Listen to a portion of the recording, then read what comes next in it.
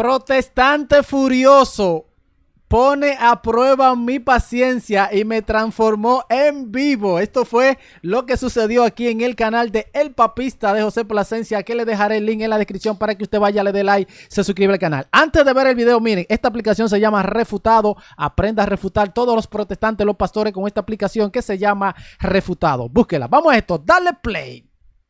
Pues bienvenido, Luis. ¿Cuál es tu denominación, Luis? No denominacional.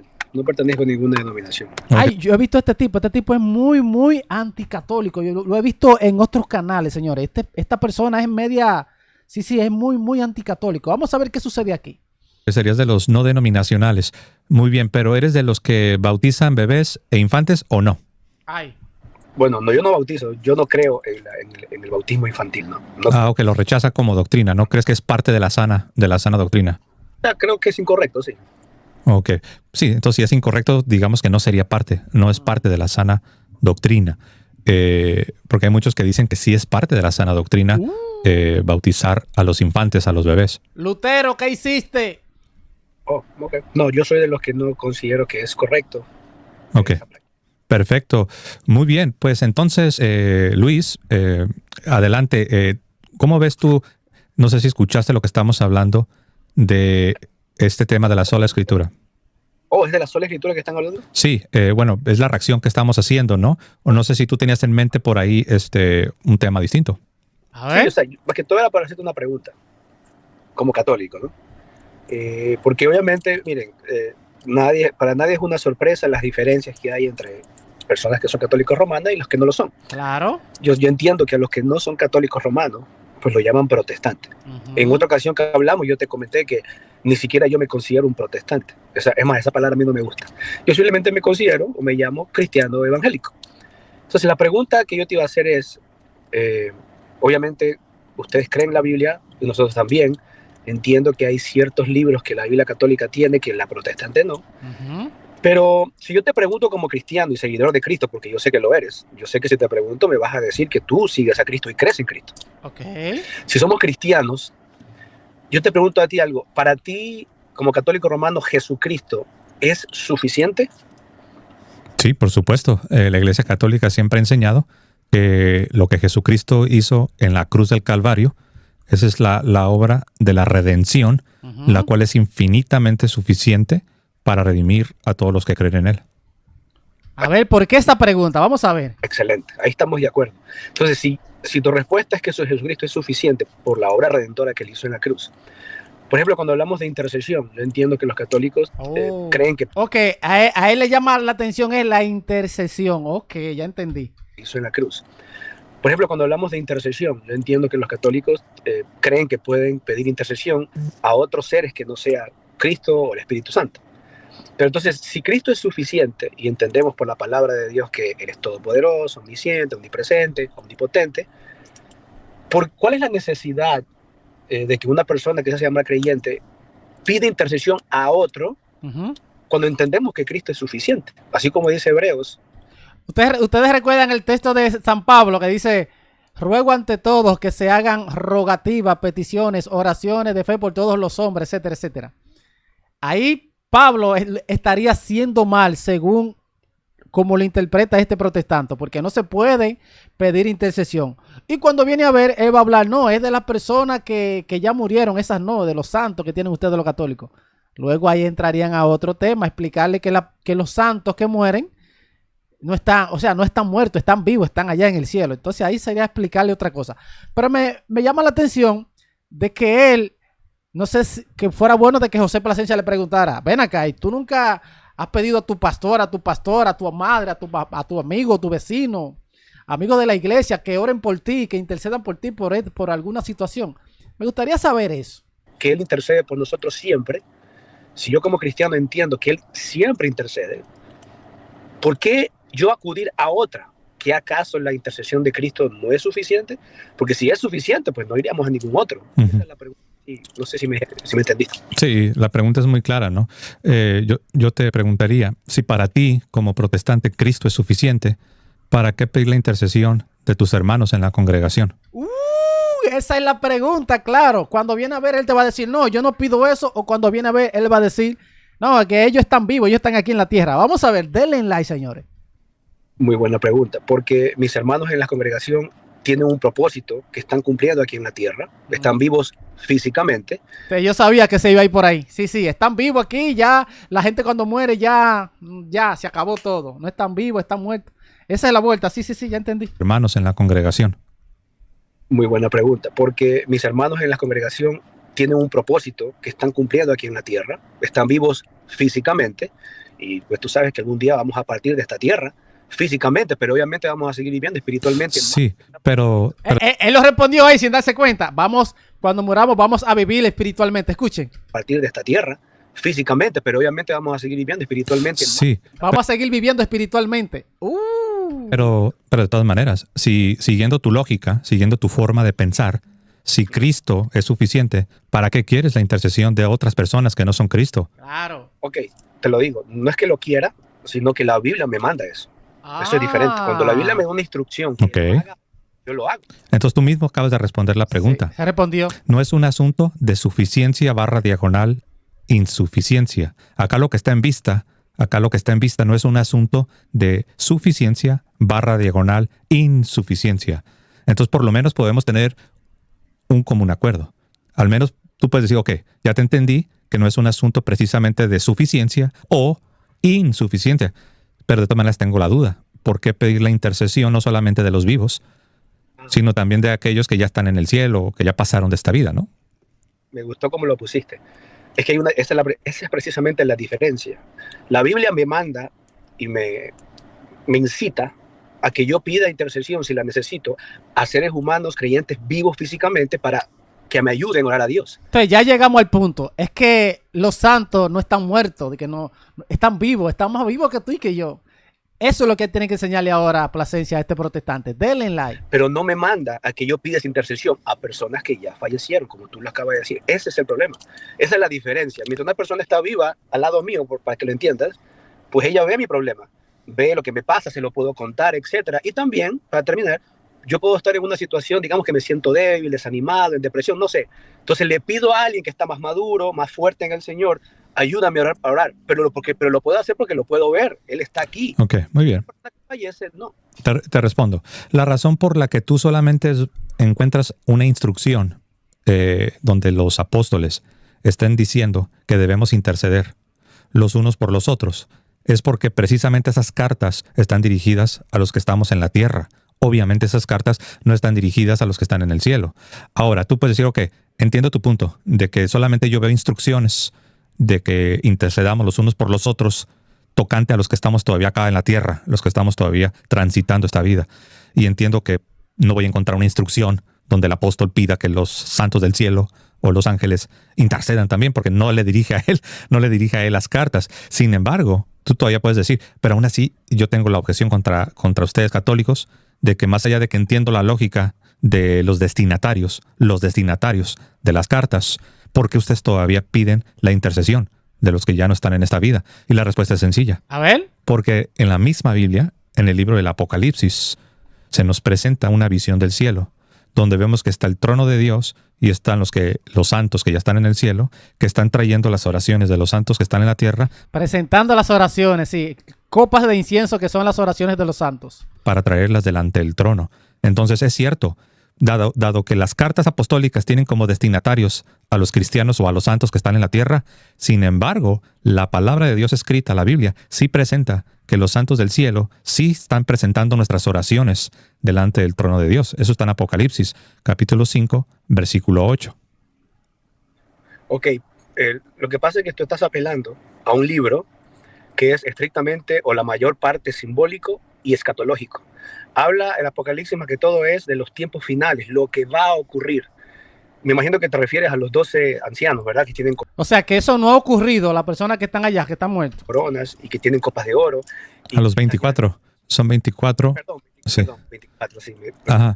Sí, pero recuerda que eso no es algo que va a ocurrir en el Exacto. futuro aquí en la tierra. No. Eso es una visión celestial, porque Juan dice, vi el cielo abierto, y luego comienza a describir lo que ve. Y una de las cosas que ve es el trono de Dios. Y dice que había un altar. y dice que vienen todos los santos, como bien dices tú, representados por los 24 ancianos y los 4 seres vivientes. Y dice que todos vienen y se postran. Y dice que estos ancianos que están haciendo una función sacerdotal. Recuerda que acá lo que estamos viendo es algo bien interesante, Luis. Mira, tienes el templo, pero ya no el templo de piedra, ya no es el templo de Jerusalén. Tienes el templo del cielo.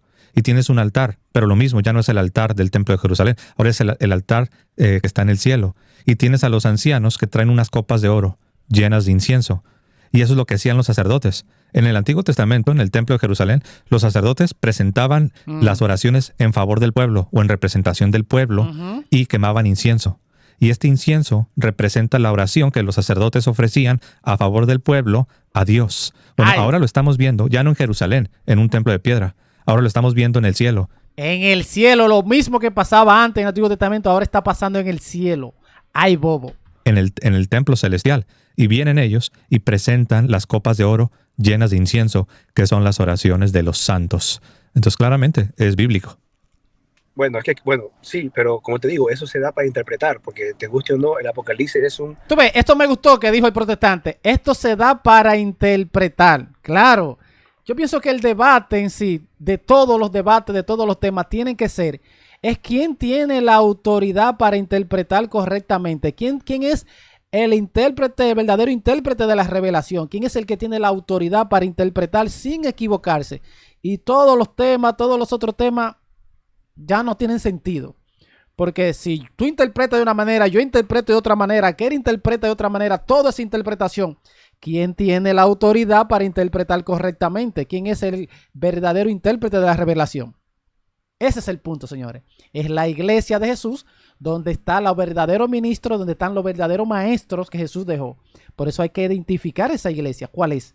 Porque mire, este señor con gorra aquí, este señor vestido de negro, va a interpretar. José Plasencia va a interpretar y todos los protestantes. ¿Cuál es, señores? Esto es lo que hay que hacer. Bueno, sí, pero como te digo, eso se da para interpretar, porque te guste o no, el Apocalipsis es un libro, repito, simbólico, que todo tiene que ser interpretado.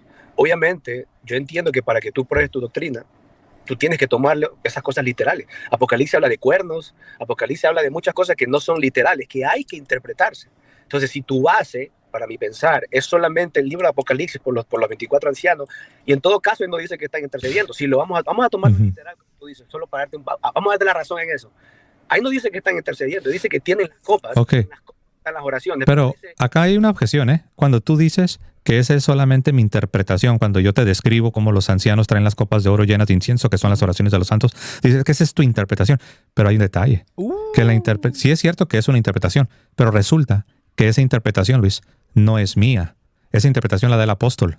El apóstol Juan, él mismo nos da la interpretación. Dice, traen las copas de oro llenas de incienso, y él mismo te dice cómo entenderlo. Te dice que son las oraciones de los santos. Entonces tienes razón cuando... Refutado, estás refutado. Dices que es interpretación, pero donde ya no llevas la razón es cuando dices que esa interpretación es mía, porque es del apóstol Juan. Es él el que lo está interpretando para todos nosotros. Y también hay que buscar qué interpretaron los primeros cristianos del año 100, 200, 300, 400, 500, antes de que llegaran los protestantes 1500 años después. Ahora, tú dices, es que tú solo te basas en el libro del Apocalipsis. Yo te respondo, pero ¿cuál sería el problema? ¿Qué acaso no es parte de la palabra escrita de Dios? Ahora, con eso termino y te doy paso.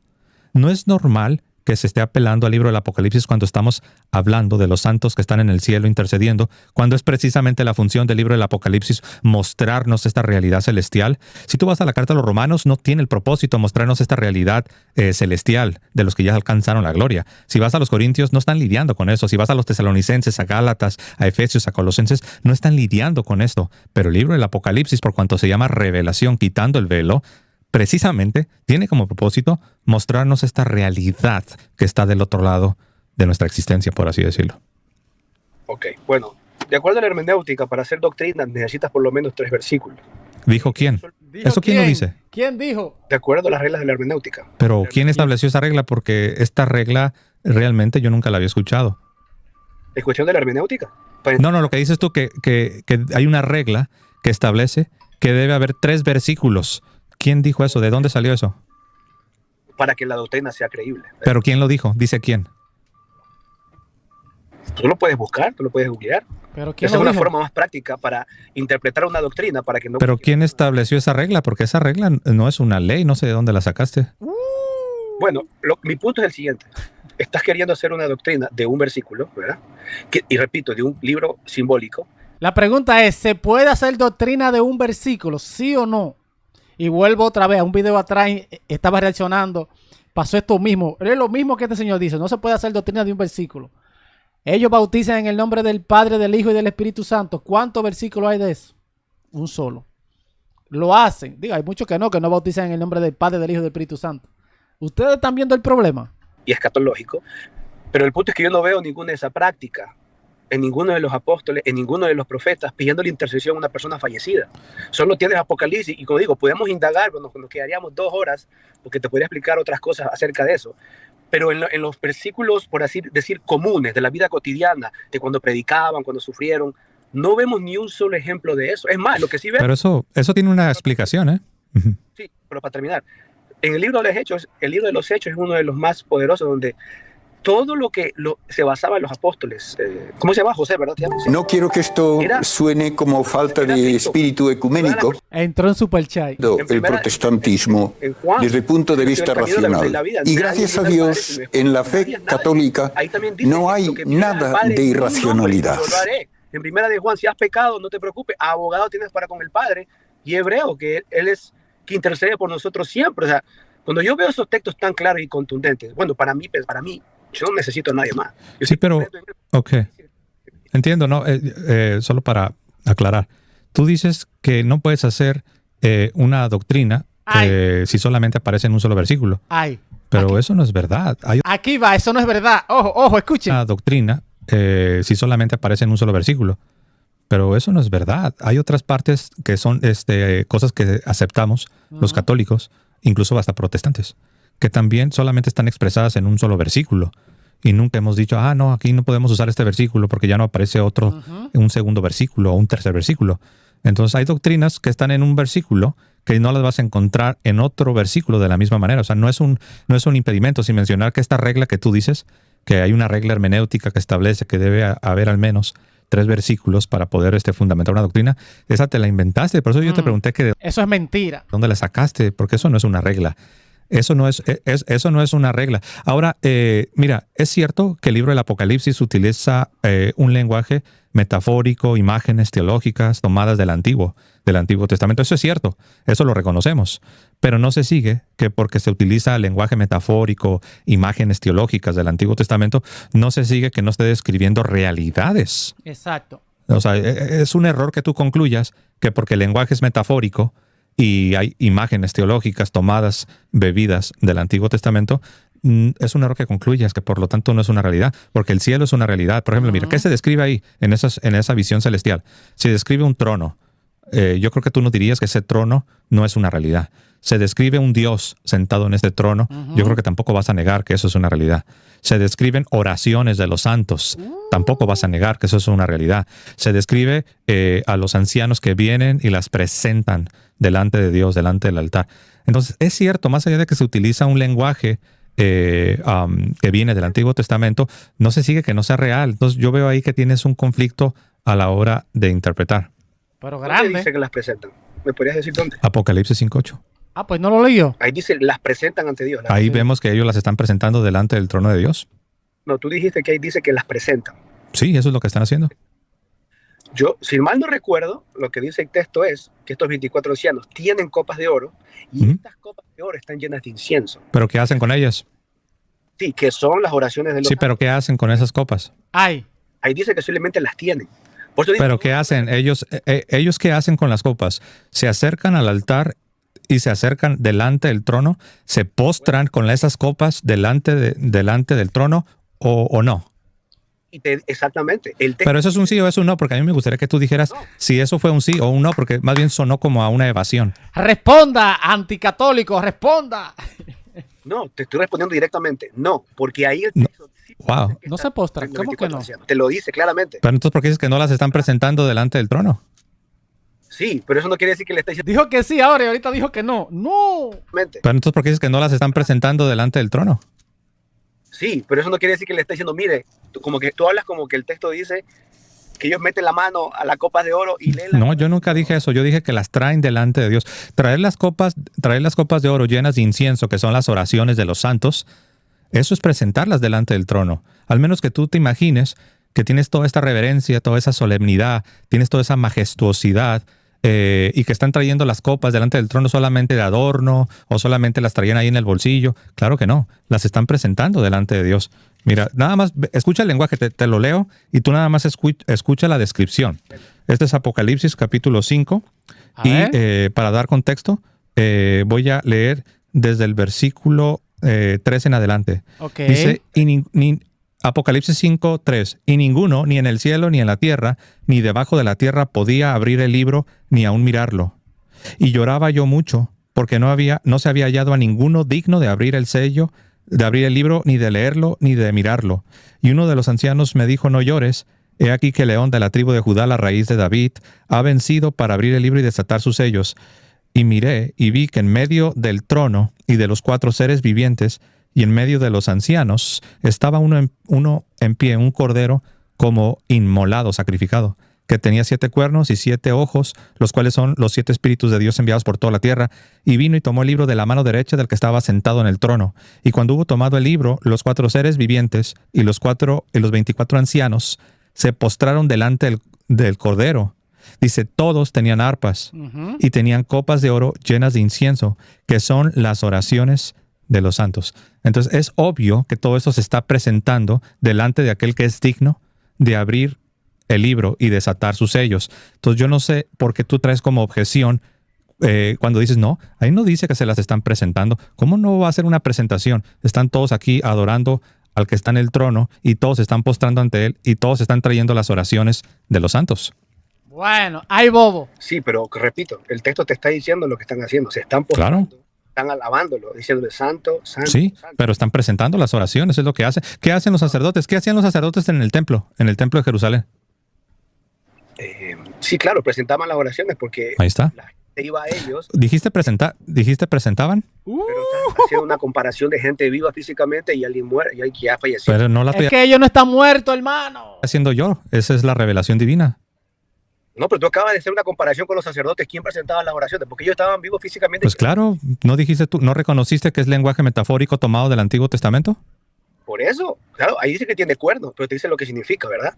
Sí, es que yo no estoy hablando de los cuernos. Yo no ignoro que hay imágenes teológicas y que hay un lenguaje metafórico, pero al mismo tiempo tampoco niego la realidad. Esto sí es una realidad. Claro, lo que pasa es que es curioso que, bueno, ese es tu texto para probar la intercesión de los santos. Pues es Biblia, ¿no? Es Biblia, pero en ninguna de las prácticas de los apóstoles lo ves. Es más, ellos incitaban a todos que hablaran, vayan al Padre en nombre de Jesús. Pero a ti, ¿quién te dijo que toda la práctica de los apóstoles está presente en algo tan breve como el Nuevo Testamento? Claro, es que ¿en dónde más la encuentras? Ah, caray, ¿tú crees que en el Nuevo Testamento tienes todo lo que sucedió en los 50, 60 años de doctrina apostólica? ¡Ay! Por supuesto que la Biblia dice que no. Dice que ni aún en el mundo cabrían los libros que se escribirían si se escribiese todo. No, eso lo dice, hermano. Él lo que dice es que Jesús hizo muchas otras cosas. Claro. Entonces, ¿por qué dices que ahí está todo? ¿Por qué dices que en el Nuevo Testamento está todo cuando tú mismo acabas de reconocer? Y los apóstoles hicieron muchas cosas que no quedó escrito, claro. Ok, me voy a hacer más claro. En la Biblia está todo lo que como cristianos tenemos que saber doctrinalmente. Pero no fue esa mi pregunta. Excelente respuesta. El problema es que esa no fue mi pregunta, ¿no? Como dicen por allí, ¿no? Esa respuesta fue maravillosa. El problema es que es una respuesta que nadie preguntó, porque yo no te dije que si en la Biblia tenemos lo que es necesario para nuestra salvación. Lo que yo te dije fue lo siguiente. ¿Tú de verdad crees que en el Nuevo Testamento tenemos todo lo que fue la actividad y la enseñanza apostólica de 40, 50, 60 años? La respuesta es no. Obviamente no. Mira, si tú dices que sí, estás contradiciendo al mismo apóstol Pablo. El apóstol Pablo, antes de morir, antes de ir al martirio, ¿te acuerdas en aquella segunda carta a Timoteo? A ver. Cuando estaba a punto de ir al martirio, le dice, Pablo a Timoteo le dice, lo que viste en mí, lo que oíste de mí, eso quiero que enseñes a otros hombres que sean idóneos y fieles para enseñar a otros. Segunda Timoteo capítulo 2. Cuando eso no tenía la Biblia, ojo. Versículo 2. Segunda Timoteo capítulo 2, versículo 2 dice, lo que viste en mí, lo que oíste, lo que aprendiste de mí, eso quiero que le enseñes a otros hombres que van a venir después de ti, que sean fieles, que sean idóneos para enseñar a otros. Entonces tú dices que no, que todo quedó escrito. La verdad es que no, porque Pablo da instrucciones, que todo lo oral también se le transmita a los maestros que iban a ser discípulos y que iban a llevar a cabo la misión que Jesucristo les entregó. Sí, pero me imagino que tú interpretas cuando Pablo dijo eso, que hay cosas que no quedaron escritas. Lo que él dice que vio de él y que enseñó, los tenemos en las escrituras. Eso no lo dijo Pablo, eso lo dices tú, porque Pablo no dijo eso. Pablo bien pudiera haberle dicho, porque sí tocó el tema, Pablo sí tocó el tema de la escritura. Cuando le dice que toda la escritura, refiriéndose al Antiguo Testamento, dice que toda la escritura es inspirada por Dios. Pablo ahí tenía la oportunidad perfecta para haber dicho que únicamente debe transmitir la escritura, pero no fue eso lo que Pablo dijo. Pablo dijo, aparte de la escritura que es útil para redarguir, para corregir, para instruir, para enseñar, para santificar al hombre de Dios, Pablo le dice, todo lo que viste en mí, todo lo que escuchaste, toda la enseñanza, toda la catequesis, toda la instrucción, esto es lo que quiero que se lo pases a otros hombres, que sean idóneos, que sean fieles para enseñar a otros. ¿Sabes cómo se llama esto? Se llama la tradición apostólica, que le llamamos también tradición sagrada. Entonces aquí este pasaje refuta la idea de que únicamente la Biblia es lo único infalible para la doctrina. Pablo refuta, destruye hasta el suelo esa idea. Claro. No, porque tú deduces, cuando él dice todo lo que viste de mí, deduces que vieron algo que no quedó escrito. Y lo que ¿No acabas de confesar que no todo quedó escrito? No, de las cosas que hizo Cristo. Pero no solamente Cristo, también de los apóstoles. Los apóstoles tuvieron ministerios larguísimos. Mira, tú sabes. Él se imagina que todo lo que hicieron los apóstoles quedó escrito. ¿Qué caso este señor? Tú sabes que hay ministerios que son cortitos, ¿no? Hay ministerios que son cortos, ¿no? Como el ministerio público de nuestro Señor fueron 3 años. Pero resulta que el ministerio del apóstol Pablo, del apóstol Pedro, del apóstol Juan, fueron ministerios larguísimos, 30, 40. En el caso del apóstol Pablo, fue un ministerio como de 50, 60 años, un ministerio larguísimo. Y todo lo que ellos enseñaron, todo lo que ellos instruyeron, toda la catequesis, todos los sermones, toda la predicación, todas las iglesias que plantaron, toda la gran misión que llevaron a cabo, no quedó reducida únicamente a lo que está aquí con papel y tinta. Ahí tienes un problema. Ahí no estás considerando la realidad. ¿Y por qué Pablo dijo, aprendan de mí, Apolos, a no pensar más allá de lo que está escrito? ¿Por qué? Porque está hablando de la humildad. Estaba hablando de la humildad. ¿Sí? Que escribió únicamente la humildad, nada más. No, les dio una lección. Él les dio ahí prácticamente una lección sobre la humildad. Él citó el libro de Job, citó el libro de los Proverbios, citó el libro de los Salmos, donde Dios dice que Él prende a los sabios en su astucia y dice que Dios exalta a los humildes. Sí, ese es el problema del protestantismo, que ellos sacan de contexto, cogen un pedacito y ya con eso, mira, quiso decir esto. Y no entienden de qué está hablando el autor, por qué escribió eso. Y esto pasa también con la Eucaristía, hacen lo mismo ellos, también con la confesión de pecado, el bautismo de bebé. Con toda la doctrina, los protestantes cometen este error. Sacan todo de contexto y se llevan de la idea que le vendió el pastor. Qué pena, señores. ¿Cuánta gente se va a perder? Esto está triste. ¿Por qué? Porque los corintios estaban cayendo en un error de ver a Pablo como menos, porque no era tan retórico, no era tan sofisticado, no era tan pulido, no tenía las artes retóricas que sí tenía Apolos. Entonces ellos estaban envanecidos, estaban llenos de soberbia. Y Pablo aprovecha para darles una lección de lo que la Escritura dice sobre la humildad. Y dice, esto lo he presentado como ejemplo en mí y en Apolos para que aprendáis a no pensar más allá de lo escrito. Él cree que Pablo está diciendo a no pensar más de las cartas que yo le mando o de la Biblia. Él piensa que es eso. Pero si fuera así, Pablo mismo estaría contradiciéndose cuando dice, me alegro que guardáis la doctrina que fue dada por palabra o por carta. Se contradeciría ahí. Está muy mala la interpretación de este protestante. Tesis de lo que les acabo de compartir sobre la humildad que está escrito en Proverbios, en Job, en el libro de los Salmos. Por eso, curioso que Pablo está escribiendo una carta y le dicen, aprendan de mí a no pensar más allá de lo que está escrito, porque ¿sí? Le está dando instrucciones y correcciones a la iglesia. Perfecto. Claro, pero eso se hace todavía hasta el día de hoy. Por ejemplo, este domingo en la parroquia se utilizó la Escritura precisamente para hablarnos de cómo debemos nosotros confiar en Dios, a pesar de que estén yendo las cosas mal. Con la Escritura se nos enseña cómo debemos de confiar en Dios. Los católicos no tenemos un problema con usar la Escritura. Sí tenemos un problema con la idea protestante de que únicamente lo que quedó con papel y tinta es lo único infalible. Tenemos un problema por 2 cosas. Porque la Biblia no lo enseña así. Y en la historia cristiana tampoco se creyó nunca así. Claro. Es curioso que digas eso, que la iglesia no lo creyó así, porque incluso desde el primer libro de Éxodo, cuando entregó las tablas de la ley, lo dejó escrito en tablas, para que nadie pueda coger ni para aquí ni para allá. Y dice que nunca fue así.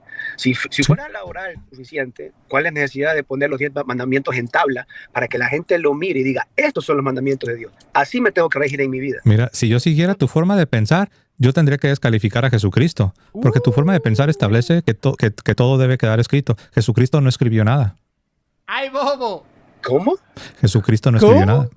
Jesucristo no escribió, hermano. No, Jesucristo enseñó. Y te voy a aclarar. Yo ya lo sé, no necesitas decirme que Jesús enseñó, pero no fue lo que dije. Yo dije, si yo sigo tu forma de pensar, si yo sigo tu patrón de lógica, porque dices, mira, Dios solamente usó lo escrito. Cuando dio sus mandamientos, quedaron escritos. Sí, yo sé, pero resulta que el mismo Dios se hizo carne y toda su enseñanza no la dio por escrito, la dio de manera oral. Cristo enseñaba y hablaba, ¿qué usaba? Lo de que saliera acá usaba las escrituras también del Antiguo Testamento. No, el punto acá es que lo que tú dijiste anteriormente, de que Dios todo lo quiere escrito, no es verdad, porque Dios hizo carne y Él no escribió nada. Sí, se quiere escapar de lo que Él dijo. Por eso, pero Él enseñó. Claro, eso es lo que llamamos, es parte de la tradición sagrada que recibieron los apóstoles. Pero tú tienes que reconocer que los apóstoles sabían que no iban a ser eternos. Entonces, todo lo que enseñaron, todo lo que vieron a Cristo, lo que vivieron con Él, lo dejaron por escrito para que las... Excepto que eso ellos nunca lo dijeron. El apóstol Pablo, de hecho, dijo lo contrario. Mira, el apóstol Pablo bien pudiera haber dicho, mira, Timoteo, yo ya estoy a punto de partir, el tiempo de mi partida está cercano. He peleado la buena batalla, he corrido la carrera, he guardado la fe. Por lo tanto, Timoteo, todo lo que viste en mí, todo lo que escuchaste de mí, todo escríbelo. Pero no le dijo eso. Sí, pero tenemos cartas, José. Sí, yo sé, tenemos cartas, pero no Chocolate por la noticia, tenemos carta y... se sigue que toda la enseñanza paulina quedó en esas cartas. De hecho, ¿sí te acuerdas cuando Pablo le dijo a Timoteo, le dijo, mira, dice, voy a ir a verte, dice, y tengo más cosas que decirte. Para que si tardo. Pero te escribo esto en caso de que me tarde. En caso de que me demore, dice, te escribo estas cosas. Pero nunca dijo que era lo único. Cuando él fue lo mismo que él escribió. No, le dijo más cosas. No. Pues no sé qué significa cuando dices, haces muecas, haces caras, pero no estás argumentando, ¿eh? No, yo trato de escucharte. Pero hay que argumentar, porque, mira, si tú me dices algo, imagínate que yo usara tu método. Que yo haga así. Que tú me das un argumento. Y que yo en lugar de que contraargumente, que yo le haga... Y es que eso no aporta. Tú tienes que interactuar con el argumento que te estoy dando. Claro, la risa de Plasencia, claro, es así. Claro, pero cuando quiero interactuar, me has interrumpido como 2 o 3 veces. Yo te estoy dejando hablar, pero no respondiste. Nomás hiciste así como caras, muecas. No, porque tú estás diciendo que Pablo dijo esto. O sea, tú cuando hablas y explicas... Pero sí lo dijo, ¿no? Otra vez. Le añades y le añades cosas. Yo no, al contrario, yo he estado corrigiendo ahí las faltas que tienes en tu teología. Pero por lo menos permíteme terminar para que entiendas. Es que no has empezado. Yo te escucho. Adelante. Ok. Entonces, Pablo fue el que dijo en Efesios 2:20, fundamentado sobre el fundamento de ¿qué? De los apóstoles y profetas. Exacto. Ese debe ser nuestro fundamento. ¿Y dónde encuentras eso? Por eso creemos en la tradición sagrada, porque viene de los apóstoles. Sí, pero es que todo lo que sea tradición, toda decisión que la iglesia tomó bajo su historia, incluso en los concilios, ¿qué usaban, José? ¿Su criterio? ¿Su revelación directa de Dios? No, las escrituras para poder denunciar un hereje. ¿Qué usaban la revelación, pero la revelación no solo incluye lo escrito. Exacto. Incluso tu magisterio. A ver, acabas de decir que solamente usaban lo escrito. ¿Estás diciendo que la revelación solo incluye lo escrito? Ay. No, dijiste la palabra, no. Lo escrito. ¿Estás diciendo que la revelación solo incluye lo escrito? No, Entonces, ¿por qué dices que solo lo escrito? Que con las escrituras se filtra para tomar una decisión. Pero eso no enseña ni siquiera la misma Biblia. O sea que no usa las escrituras para tomar... No, lo que no enseña es que solamente lo escrito. Exacto. Porque la revelación divina también vino de manera oral, al menos que no lo creas. A ver, el catecismo numeral 80. Pero no, es que estás brincando a otro punto. ¿Tú no crees que la revelación divina también vino de manera oral? Ojo. A ver, yo te pregunto algo. Pero responde, papá. ¿Cómo que tú te preguntas y tú vienes a preguntar otra cosa? Responde. ¿Divina también vino de manera oral? A ver, yo te pregunto algo. Pero eso es un sí o es un no porque estás evadiendo la pregunta. Claro. La pregunta, ¿cómo? Que si tú crees que la revelación divina vino únicamente de manera escrita. Quedó escrita, sí. Pero no fue lo que te pregunté. Que si tú crees que la revelación divina únicamente vino por el medio escrito. No, si tú me preguntas cómo vino, obvio que primeramente fue oral, por supuesto. Pero no solamente primeramente, no solamente en el orden cronológico, sino que también a la par de la escritura del Antiguo Testamento tenías todavía la tradición oral que era comunicada por los apóstoles y los sucesores de los apóstoles, y después parte de ello quedaría escrito en lo que hoy llamamos Nuevo Testamento. Pero no solamente es que al principio fue oral y después ya la desechamos, no, existía de manera paralela con la escritura.